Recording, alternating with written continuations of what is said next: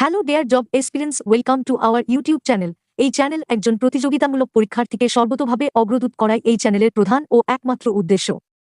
আপনি এই চ্যানেলে যে মূল্যবান কন্টেন্টগুলি পাবেন, স্মার্ট স্টাডি স্কিল, শিক্ষার খবর, সরকারি চাকরির খবর, সরকারি চাকরির প্রস্তুতি, আপডেট থাকতে এবং আমাদের চ্যানেল থেকে সর্বাধিক সুবিধা পেতে চ্যানেলটি অবশ্যই সাবস্ক্রাইব করতে ভুলবেন না।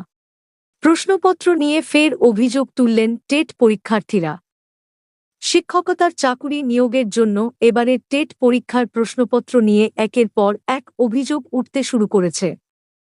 সম্প্রতি আগরতলা সহ রাজ্যের বিভিন্ন প্রান্তে পরীক্ষা গ্রহণ প্রক্রিয়া নির্ধারিত সময়ে সম্পন্ন হওয়ার পর থেকেই পরীক্ষার্থীরা সিলেবাস বহির্ভূত প্রশ্ন থেকে শুরু করে প্রশ্নপত্রের উত্তর নিয়ে অনেকটাই বিপাকে পড়েন।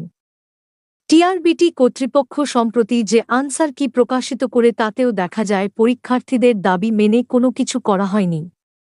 বিষয়টি নিয়ে প্রতিনিয়ত পরীক্ষার্থীরা দাবি জানিয়ে আসলেও কোনো সুফল নেই। অনেকটা যেন নীরব দর্শকের ভূমিকায় অবতীর্ণ টিআরবিটি কর্তৃপক্ষ। এতে করে স্বাভাবিকভাবেই তাদের স্বচ্ছতা নিয়ে প্রশ্ন দেখা দেয়।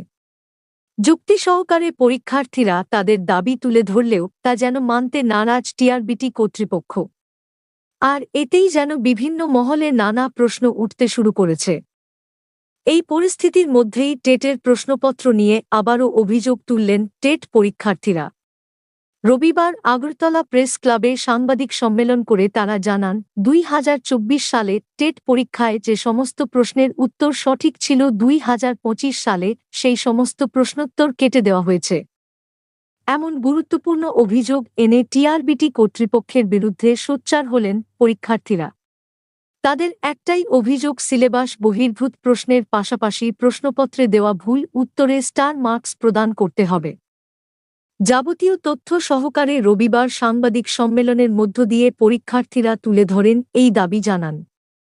পরীক্ষার্থীদের একের পর এক অভিযোগ জনসম্মুখে তুলে ধরলেও টিআরবিটি কর্তৃপক্ষের একতরফা সিদ্ধান্তে অবিচল থাকাকে ঘিরে স্বাভাবিকভাবেই বিভিন্ন মহলে নানা প্রশ্ন উঠতে শুরু করেছে।